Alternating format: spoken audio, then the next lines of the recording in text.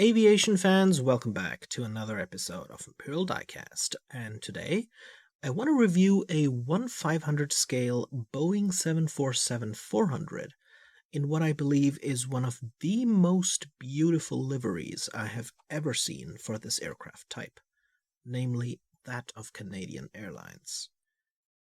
The model is made by Herpa. As you can see, the Herpa catalog number is 512183. And if we look at the back, it's got the dimensions written here with the wingspan of 64.9 meters, a length of 70.7 meters, and a height of 19.4 meters. So let's unbox this.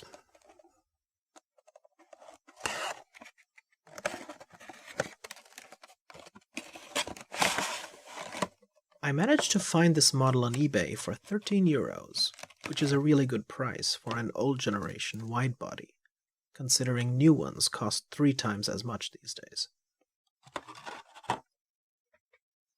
And here it is, the Canadian 747-400.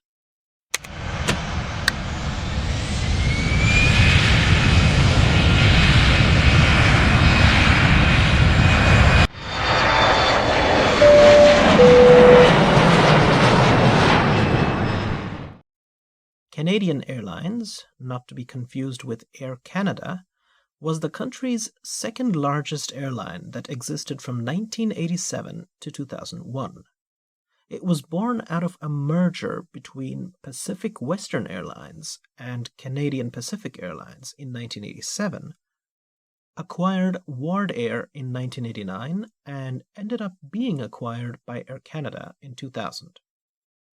And I think it had one of the coolest liveries of all time. Now, this wasn't their first one. I believe it was the second one, introduced around 1995, so it only lasted for a couple of years. But the thought of putting the Canada goose, the national bird, on the tail was a great idea. Herpa never made a new generation version of this model, but Schuco StarJets did.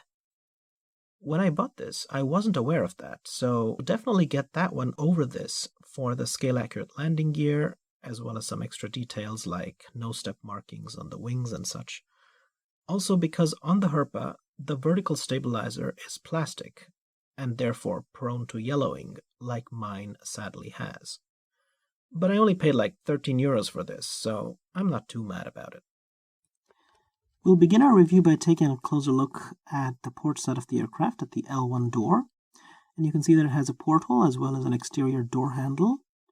And to the left of it, underneath the window line, you can see the name of this particular plane, which is the Maxwell W Ward. Maxwell Ward was the founder of Ward Air, which Canadian Airlines acquired in 1998. Above, we have a small logo of the airline. And then, of course, we have the big Canadian titles in red. We've got the emergency door at the top row. Then we've got the L2 door, the L3 door, L4, and L5. And then over here we have the aircraft registration, which says Charlie, Gamma, Mike, Whiskey, Whiskey. And, of course, the Canadian flag. And here we have the beautiful tail of this aircraft, like the wings of the Canada Goose. And then up here, we also have the last 3 numbers of... Well, to be fair, this is actually not the aircraft registration because that's down there and it doesn't have any numbers. So I'm not sure what the number at the top of the vertical stabilizer is supposed to be.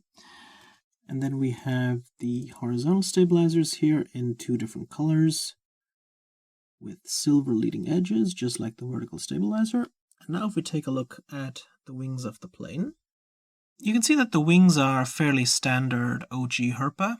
We've got nice looking carvings here for the ailerons, stabilizers, the flaps, and the slats at the front, however, are not that detailed.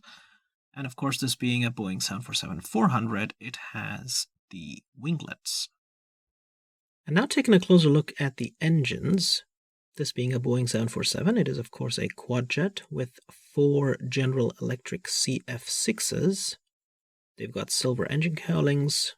You can see that we have these nice nose cones and a little bit of detail for the individual fan blades inside, although they're not painted like on later models. But yeah, I mean, it looks pretty good. It gives the plane some nice stance here. And now taking a look at the front of the plane, you can see that we have some nicely done cockpit windows. They've got silver edges. The only thing that's missing are the window wipers. But we do get the 747's emergency exit hatch on the top right there. That's printed as well. And here's a look at the starboard side of the aircraft. And once again, you can see that it looks absolutely fantastic in this livery. Now, this being a slightly more modern OG Herpa, it does have the cargo doors right there. That's kind of hard to see, but it's right there. And there's also two more over here. And there's unfortunately no detail for the APU at the back. It's still got that insert from the olden days.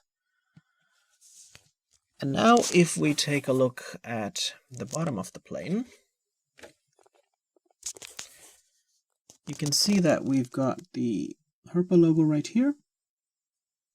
Main landing gear, clunky as usual, but rollable. Here's some nice detail for the slats.